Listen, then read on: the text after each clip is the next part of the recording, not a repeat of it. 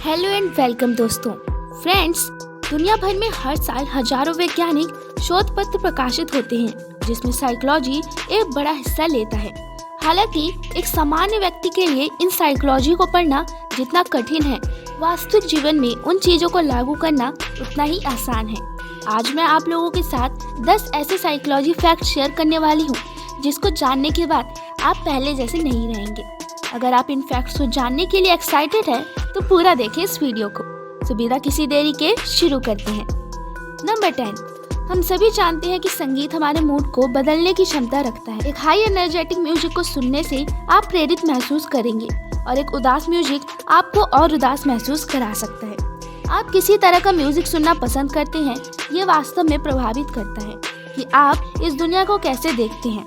2011 के एक सर्वे के अनुसार लोगों को खुश और उदास संगीत सुनते हुए खुश और उदास इमोजी को एक्सप्रेस करने का कार्य किया गया था। नतीजा ये देखा गया कि उदास संगीत सुनते समय मैक्सिमम लोग सैड इमोजी बनाते हैं और वहीं दूसरी तरफ हैप्पी म्यूजिक सुनने वाले मैक्सिमम लोग बल्कि लगभग सभी हैप्पी इमोजी को करते थे।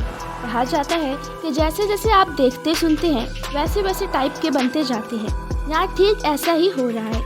इसलिए एक्सरसाइज के दौरान एनर्जेटिक म्यूजिक आप में जोश भर देता है और सॉफ्ट म्यूजिक आपको कंसंट्रेट करने में मदद करता है। नंबर 9, 1999 में 2 सामान्य साइकोलॉजिस्टों ने पाया कि इंटेलिजेंट लोग हमेशा खुद को एवरेज से नीचे मानते हैं और कभी भी खुद को दूसरों के कंपैरिजन में अधिक स्मार्ट नहीं मानते। वहीं औसतन IQ वाले लोग इसका बिल्कुल उल्टा होते हैं। उसे लगता है कि वो बाकियों से बेहतर है। इसलिए अगर आप ऐसे लोगों से मिलते हैं जो दिखाते हैं कि वो कितने स्मार्ट हैं, तो समझ लें कि ये सिर्फ एक डनिंग-क्रूगर इफेक्ट का प्रभाव है। तो उतना बुद्धिमान नहीं है जितना दिखा रहा है, क्योंकि यह अत्यधिक बुद्धिमान व्यक्ति अपने ज्ञान से कभी संतुष्ट नहीं होता है। वो हमेशा अपनी क्षमता पर काम करता रहता है क्योंकि उसे लगता है कि वो इससे बेहतर कर सकता है। नंबर 1, एक समय ऐसा भी आता है जब आप बहुत नर्वस और चिंतित महसूस करते हैं, ठीक वैसे ही जैसे परीक्षा और इंटरव्यू देने से पहले। तो ऐसे समय में आप खुद को कैसे शांत रखते हैं? साइकोलॉजी कहता है कि अगर आप इस समय अपना पसंदीदा गाना सुनते हैं या अपने मन में गुनगुनाते हैं तो आपको काफी हद तक फायदा हो सकता है। यह सुनकर आपको अजीब लग रहा होगा, लेकिन मन में अपना पसंदीदा गाना गुनगुनाने से आपके दिमाग में एंडोर्फिन और ऑक्सीटोसिन हार्मोन रिलीज होने लगते हैं।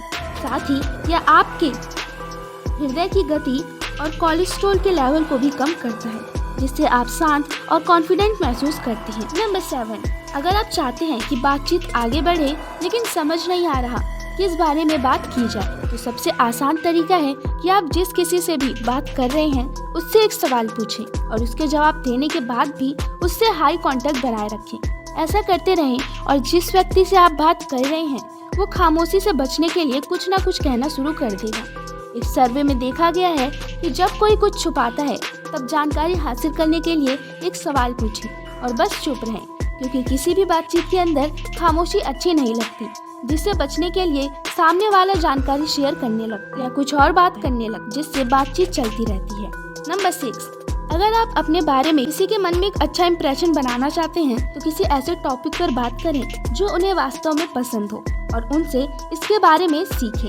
एग्जाम्पल के लिए, आप किसी ऐसे व्यक्ति से मिलते हैं जिसे अंतरिक्ष के बारे में बहुत ही इंटरेस्ट हो, तो अब आपको अंतरिक्ष के बारे में बहुत ज्ञान हो सकता है।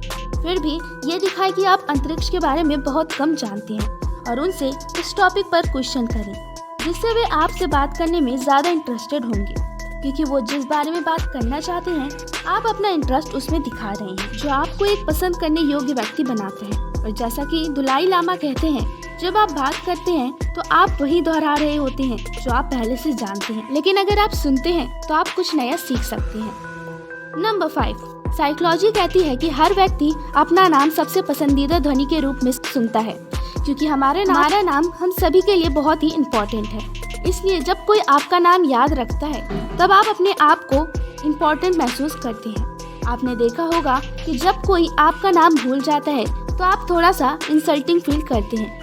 इसलिए जब आप किसी से बात करें, अपने सामने वाले व्यक्ति का नाम बार बार उपयोग करें, जो उसे एक महत्वपूर्ण महसूस कराएगा और वो आपके साथ अधिक सहज महसूस करेगा।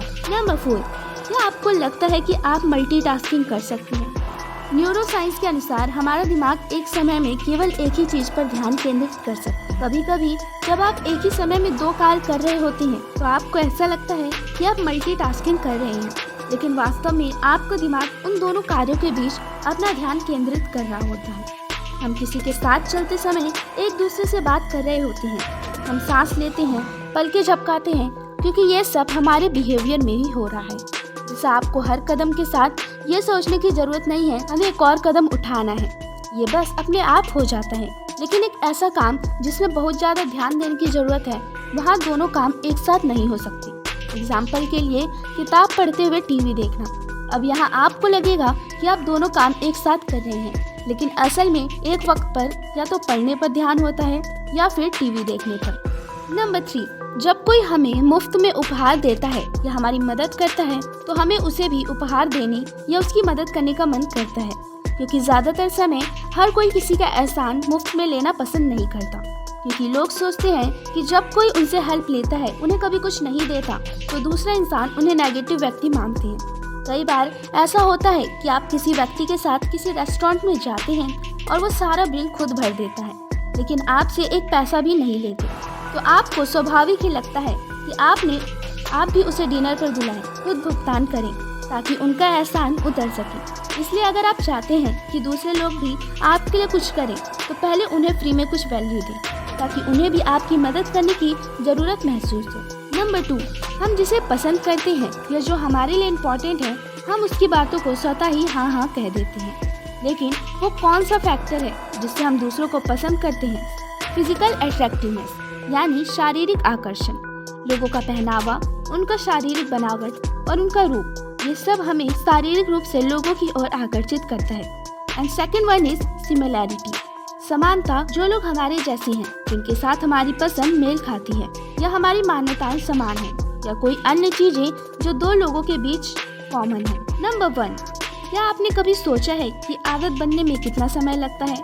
पहले ऐसा माना जाता था किसी भी आदत को छोड़ने में सिर्फ 21 दिन लगते हैं, लेकिन एक नए साइकोलॉजी के मुताबिक किसी भी आदत को बनने में करीब 66 दिन लगती हैं।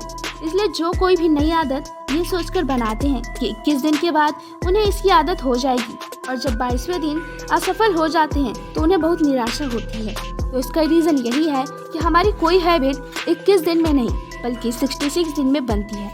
आई होप कि आपको ये वीडियो अच्छी लगी होगी। ऐसी मोर इंटरेस्टिंग वीडियोस के लिए हमारे चैनल को सब्सक्राइब करें।